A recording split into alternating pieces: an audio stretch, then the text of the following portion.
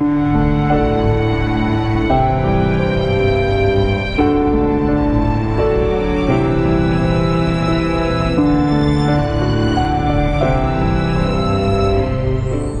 everybody. Today I'm going to talk about a condition that affects up to 96% of people throughout their lifetime. This condition, of course, is called acne, or specifically acne vulgaris. Acne vulgaris mostly affects the areas of the skin that contain the most sebaceous glands.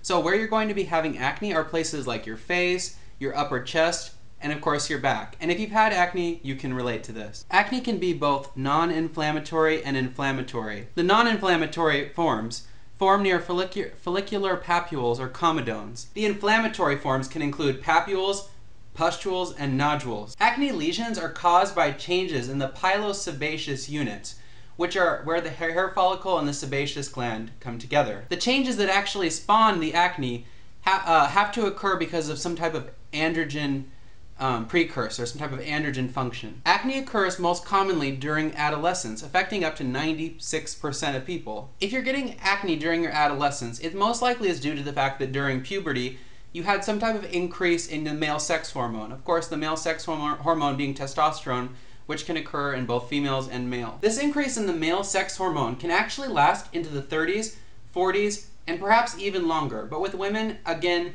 acne can restart at menopause, but I'll talk about this in a moment. But most typically, acne that is caused by like hormonal changes in the body tends to go away in the mid to late 20s, or in some people, of course, the early 20s. Acne occurs as a result of a blockage to the hair follicle.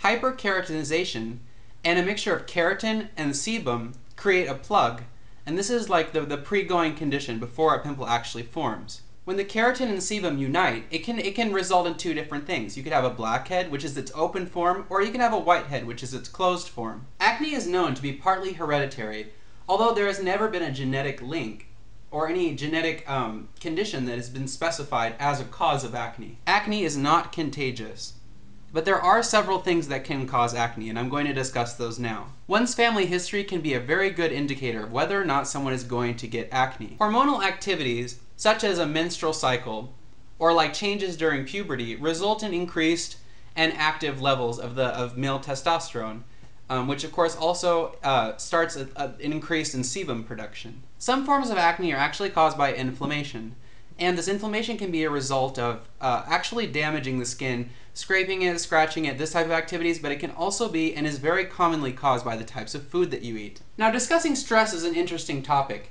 Can stress cause acne? This is not known, but many studies have been done, scholarly studies have been done, that indicate that stress can cause increased acne breakouts. So whether or not stress can be a cause of acne in and of itself is still being debated. Hyperactive sebaceous glands are another cause of acne. Of course, this hyperactive sebaceous gland, again, has to do with the male hormone. Acne, of course, can be caused by bacteria in the pores. The interesting thing about this bacteria is anaerobic, meaning that it doesn't require oxygen to survive. Two factors that also influence whether or not one gets acne are one's own decisions. For instance, whether or not you use anabolic steroids. This, of course, can cause acne. And there are other type of chemical compounds that if you come into contact with, or if you have a specific sensitivity, can actually also cause acne. But of course, these compounds have not really been identified. A few have been identified, but they're very rare. They would be like in pharmaceutical studies that you would come into contact with them and then get acne and stuff like this. Hormones can, of course, also be a cause of acne. The testosterone hormone that we also discussed, different analogs of testosterone, and also the insulin-like growth factor.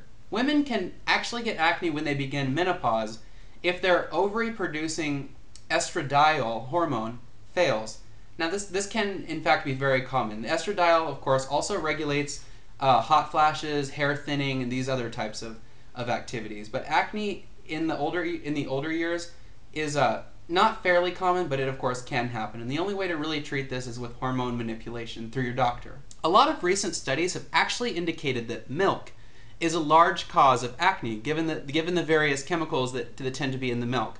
So if you're not drinking organic milk and you have a lot of acne and it looks very inflamed and you don't know why really, and maybe you don't have a history of acne, I recommend giving up milk, cheese, all these types of dairy products just for a couple months to see what happens. And if the acne subsides, this could very well be the trigger of the acne. As for treatment, The modes for treatment are not really well known, but they have been basically compartmentalized into 4 different categories. The first category of treatment would be normalizing the shedding process that occurs on your skin. The second treatment category would deal with killing the actual acne bacteria.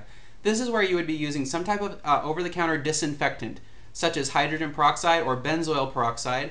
Benzoyl peroxide is my favorite. If you have this issue and you think it might actually be caused by bacteria or some other type of hygiene issue, just put the 10% hydrogen peroxide solution all over your face and wear it overnight, and this will really sanitize your face well and perhaps get rid of the acne. Another category of treating acne has to do with anti-inflammatory effects. This would have to do with your diet.